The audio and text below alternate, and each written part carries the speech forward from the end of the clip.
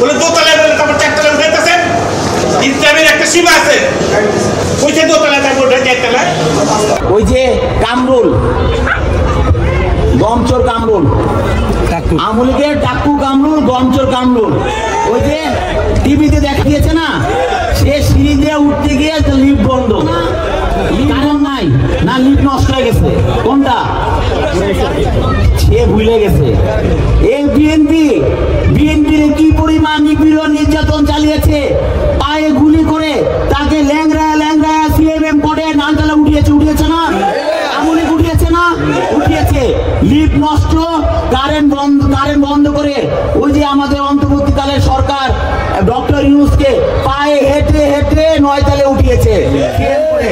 আজকে সে তার লিফট নাকি নষ্ট হয়ে গেছে, গালাগালি করে না, ওকে টাইনা হেসরাইয়া 9 তলায় উঠার দরকার ছিল। আমাদের পুলিশ ভাইরা কিন্তু তা করে না, এখন সব হলো ছাত্র দল। ওই যে প্রশাসনের কাছে গেলে বলে সে একসময় ছাত্র দল করছে।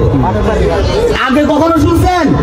আমাদের মা ভাই বোন বাচ্চারা যে থানায় গেলে নিপীড়ন নির্যাতন চালায়, তখন যদি দেখার জন্য যদি বলে, তখন কোন পুলিশ বলছে যে ভাই আমি ছাত্র দল করছি, আপনি শান্ত হন, আপনার ভাইকে আমি দেখে রাখুন, বলে নাই। এখন সব ছাত্র দল, যখনই যাকে জিজ্ঞাসা করি সকলে সব প্রশাসনের লোক এখন ছাত্র দল, বুঝছেন, সব ছাত্র দল। আবার মামলা দিতে চান, ওই যে আমাদের বিএনপি নেতা কর্মী সামান্য একটু ঝগড়াঝাটি করে না, হ্যাঁ, মিলানোর পরিবর্তে তারা মামলা দিয়ে দেয়, সে নাকি ছাত্র দল করে। শুধু নট অনলি শিল্পাঞ্চল, ঢাকা মহানগর, উত্তরে 26টি থানার ব্যাপারে আমি বলতেছি, সবাই শ্রম নিচ্ছে, সবাই তারা ছাত্র দল। আবার কিন্তু আমাদের নেতা কর্মী নামে মামলা দিয়ে দেয়, ওই পেপারে উল্টা পাল্টা নিউজ করে হলুদ সাংবাদিকরা, আবার এরা আবার মামলা দেয়। তাহলে বাংলাদেশ ঠিক আছে না? কিন্তু সুতরাং সবাই সাবধান কিন্তু ভাই, এই হাসিনার ষড়যন্ত্র কিন্তু এখনো শেষ হয় নাই। হাসিনার এই পুলিশ বাহিনী কিন্তু এখনো আছে, তাই থানা পাল্টাইছে, পুলিশ কিন্তু বসে থাকে নাই।